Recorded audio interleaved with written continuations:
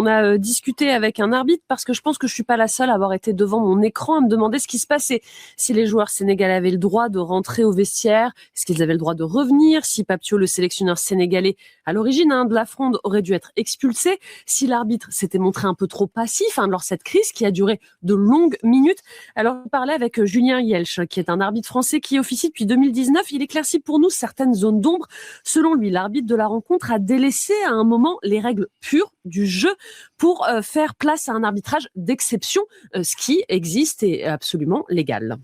Dans ce cas-là, le règlement est extrêmement clair. C'est la loi 12, faute et incorrection, qui stipule qu'un joueur ou des joueurs qui quittent le terrain délibérément ou qui reviennent délibérément sur le terrain sans l'autorisation de l'arbitre, doivent recevoir un carton jaune. Que risque vraiment le Sénégal? Selon certaines spécialistes du football, la Fédération sénégalaise de football pourrait écoper d'une amende comprise entre 50 000 et 100 000 euros. En revanche, l'enjeu principal concerne les suspensions sportives qui pourraient atteindre 4 à 6 matchs pour les joueurs et même du staff du Sénégal, pas pour tous les joueurs. Des joueurs seront ciblés.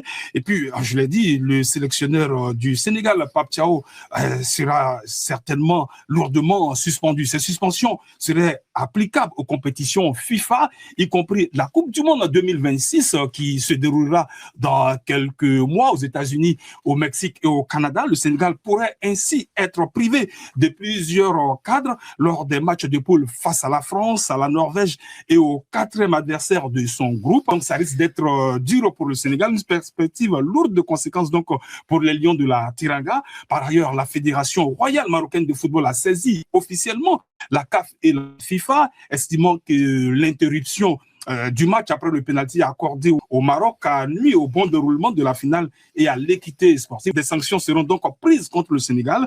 Il est en revanche improbable que les Sénégalais perdent leur titre de champion d'Afrique sur tapis vert.